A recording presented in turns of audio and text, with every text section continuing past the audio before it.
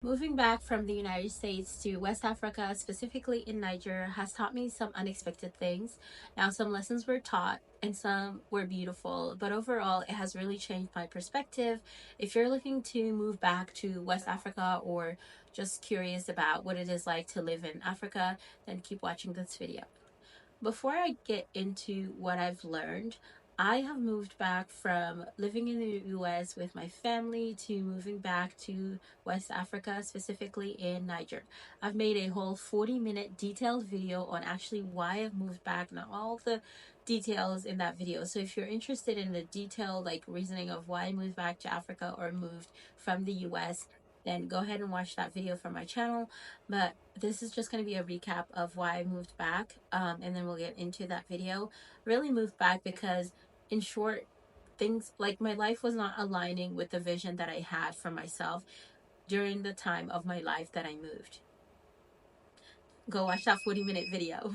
Now, expectations versus reality when I arrived, and oh man, I keep looking. Okay, I have my camera system. Let me show you guys. See, I have a surveillance system installed there. Okay.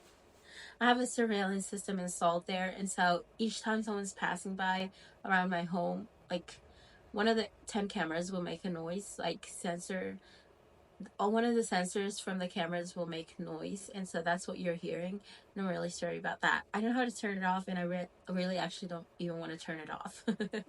So with time, you will also just get used to this noise in the background like I do living with it. Anyways, if you see me looking down, I have my laptop with no side lens. I have a huge laptop because I love big screens when I'm working on documents and stuff like that and don't want to use a double monitor. Anyways, let's get back into the video. So expectations versus reality. When I arrived, I immediately loved it here. Now, it wasn't like my first time. Me moving back wasn't my first time being here in Niger. So I was always coming for vacation or for NGO work, humanitarian work, and I always loved being around West Africa, being in Africa. I always loved it. I love the experiences. So me actually making the move, I was excited. I was overjoyed. I was super excited. And so I was happy to be there. I was happy to be here. Now, the one thing is that you have to adjust to work life culture. Like the work culture here, you have to adjust to it. What I mean by that is over here, the work culture, it's more so a community. When you go to work, the people there, they have they have different centers, whereas they see you as part of their community, or it's more so like their community. And so that work culture, you have to kind of adjust to it. And also there's a lot of competitiveness to say, because a lot of people are looking for work. And in my previous videos, I know I mentioned how competitive it is to get a job here. Alhamdulillah, I got a job in human in I can talk in humanitarian work, as it is my domain, but it is really competitive to get a job here, especially for locals who, you know, who don't necessarily have more than a master's degree. I was explaining this in my previous videos, how if you really want to get a job here, you have to have a really high degree, just because it's so competitive. Everyone has a degree, but there's no jobs available. And so it's really competitive with degrees and experience and everything. But that aside, people here, even when they get the job, it's really competitive. People most of the time are trying to throw you under the bus. So you have to not only do your job, but also look out for yourself. I know it's almost I guess in the US there's that some of that culture too, but here it's more than that. It's not just that work. It's not just because, oh my gosh, you make my life hell at work. No, it's not that. It's because maybe they want you to get fired so they can have their family member hired, or they're not happy that you got hired because they had someone lined up for the job, but you got the job miraculously. It's a whole lot of different things. So the work culture here, oh my gosh, it's I don't know, at least 60% of you trying to make sure that you keep your job and protecting yourself, and 40% of you actually doing your job. That's crazy. And so I really see a future for people who are looking to like be more entrepreneurial than actually keeping jobs, just because it's so super competitive to keep your job, and it's just a lot of headache. And I'm someone who always advocates for like entrepreneurship, if I can pronounce the word, a word I actually advocate for it. But I would say do your job and still like have something that you're hustling for on the side, just in case, because it's so competitive here and the work culture is like crazy, because they like, it's not just about work, they bring in their culture into the workspace. And so it makes it harder, but it's something that you can manage. And I feel like if you're not someone who's grown up in the country, you have more grace. And it's true, you have more grace because people know that, oh, you got hired fairly most of the time because you don't have any relations, or you're not cutting corners to get your job done, and you know how to do your job. Most of the time I've met people, expats or like um diaspora people, who really go out, look for the degrees, get experience, come back because they want to help their country. So a lot of people really appreciate that, and they know that, oh, you know what you're doing, or at least you've proven yourself to know what you're doing. And so people like respect that about you.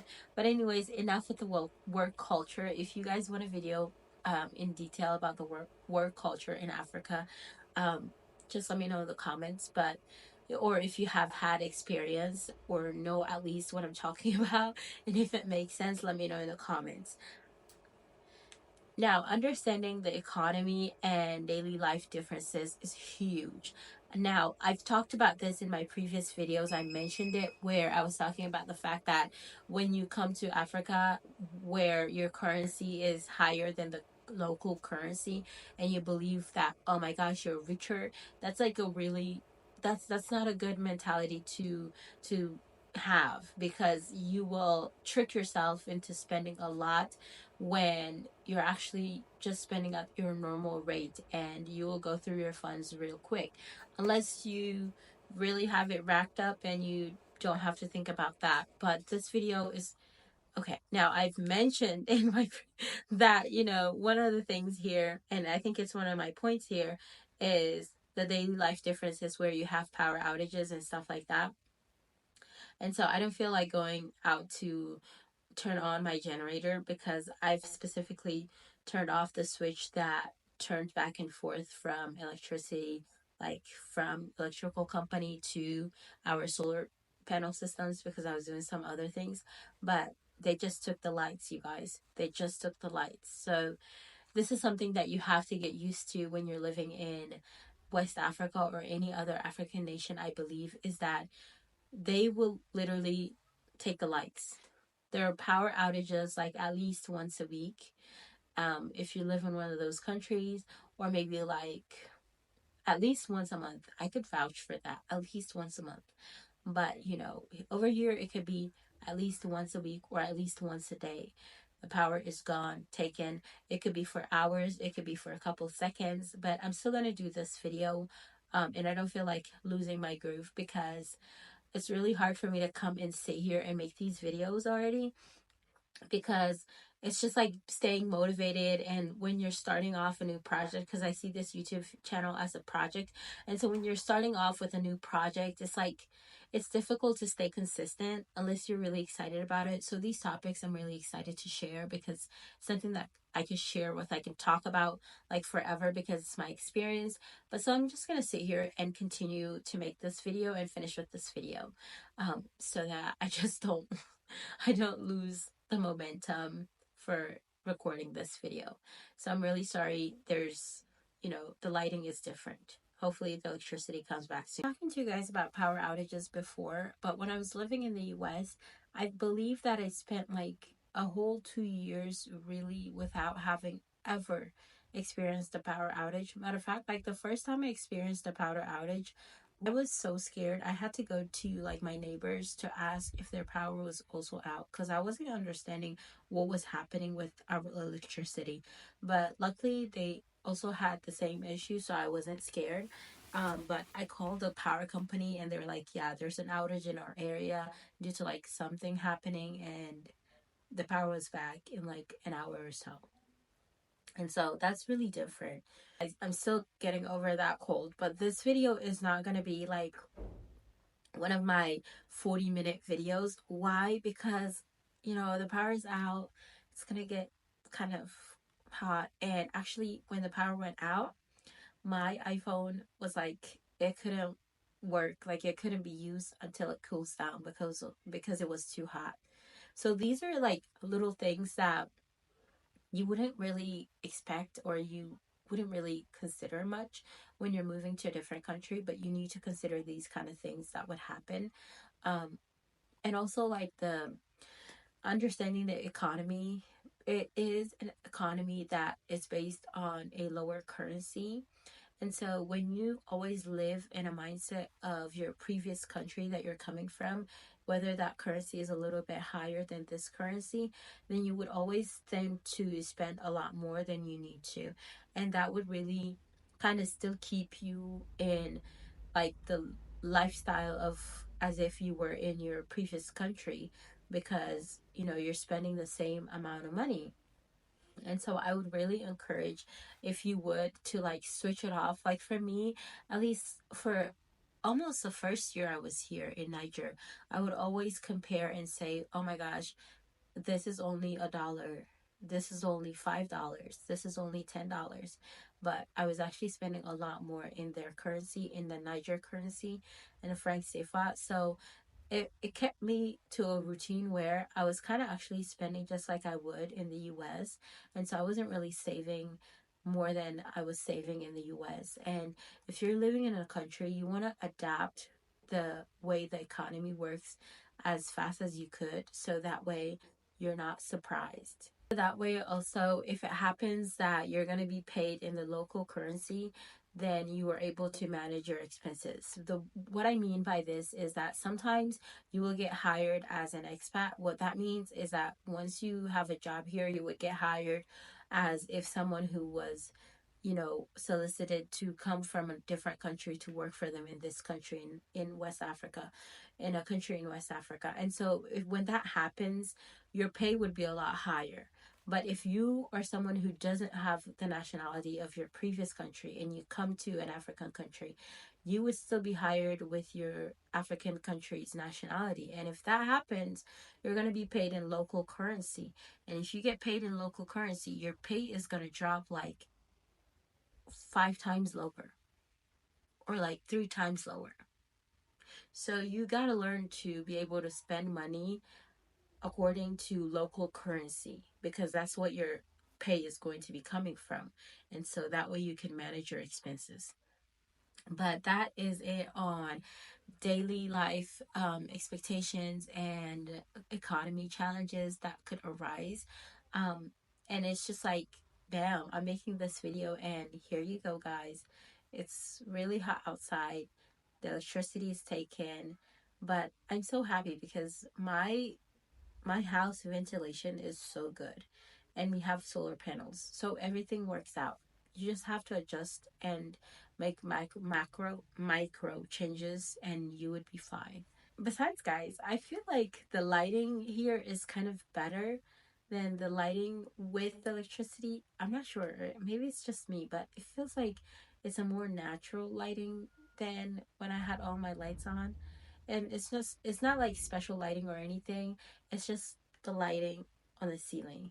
And it's something different here. I know in the US it's kind of not a thing in every room or all of the building to have different lightings already installed in the building plan, in the ceiling, so you have to like have lamps everywhere. But here you have lighting already like installed in the building system, so it's really nice. And I kind of appreciate it. um Anyways, so rebuilding your social circle and support system. Over here, it's different. In the US, and I'm always going to compare with the US, I grew up in the US. I've lived almost all of my life in the US except recently. And so that's what I know the most to compare to. But I'm pretty sure in the US, Canada, Europe, it's not very, very different. Unless it is super different, let me know in the comments. But in the US, social support is more so programs and systems in place by the government or by NGOs that are there to assist you, that you could apply for. There are forms to fill out if you need assistance, and then you go get that help. Over here, it's different. It's not so government programs that are here to assist you, it's more so people. You have to build your social circle in accordance to the people that could help you. So really it's more so like networking and having people in your life that, you know, here's what I can provide as value to these people's life, and here's what they provide as value to my life. For instance, um if you were to need help with like someone watching your home, you could contract a security agency, or you could just have a family friend or someone like a family friend that you trust come and crash over in your like little um house, like guest house that you have in your house, in your compound. You could have your guest house, and a family friend could sit there, you know, stay with you, and they would be watching your home and doing their life. You know, those are services like, once you build your support system, once you build your people that you live with, you really get to navigate. And over here you get to learn to be independent and not so I mean, over here you get to learn to not be so independent and be dependent on people. I don't know how much of that is really good, or how much of that is, I don't know how much of that is a good thing, but really just like living independently and not depending on anyone is kind of difficult to do in Africa, just because community and society is so intertwined in a way that you're going to need people in your life, and people are going to be part of your life, and that's just how it is. Like, instead of hiring a security agency, having a get some your guest house be used, so the value that you're providing, and I'm not saying like, you know, use people, no, like you're providing value for maybe a young guy who's really like trying to make it on their own, who needs a place to crash. Like, you're providing value with providing a space to live, and like food and compensation, and they're providing value by, you know, watching over your home and making sure like your plants are watered, and just like everything around your house, like your plants are watered, and that's about it really. And they get to stay with you, and they get to have a place to stay, and you don't bother them, and they don't bother you, because you know there's someone else in your home, instead of just like living alone. It's so uncommon, by the way, to see an African home where there's not someone that's not a direct family member living amongst them, just like they were family. So that's what I mean by like building your support system. That's why I think also that in Africa, if you see like a lady that's older than you, or a man that's older than you, like your parents' age, they're like automatically your aunties and your uncles. I mean, you call him your auntie and you call them your uncle. And depending on how much you guys build trust, or how much rapport you guys have with each other, then really they would play that auntie or uncle role in your life. And their kids would do the same thing. And like, from generations later, you guys would be even wondering, like, how did I know this person? So my phone keeps heating up. I don't know if it's the heat in Niger, or maybe my phone's acting up. But anyways, it's the iPhone 15. So if you are also experiencing that, please share with me in the comments. But it keeps heating up. Anyways, mind you, Africa, Niger, very, very hot. So I was talking about building your circles. You would really have people integrated and intertwined in your life, that they become like family, that no one really kind of even looks at them like they're outsider, like they're an outsider, or they're not part of your family. They just become like part of your family, or your family even, which I think is really nice, because you really have that sense of community here, and you're not living an individualistic lifestyle. Is that even a word? I know there's a word for that, but you know, an individualist lifestyle. You're not just on your own for everything. You have people to support you. If anything were to happen to you, you have people there for you.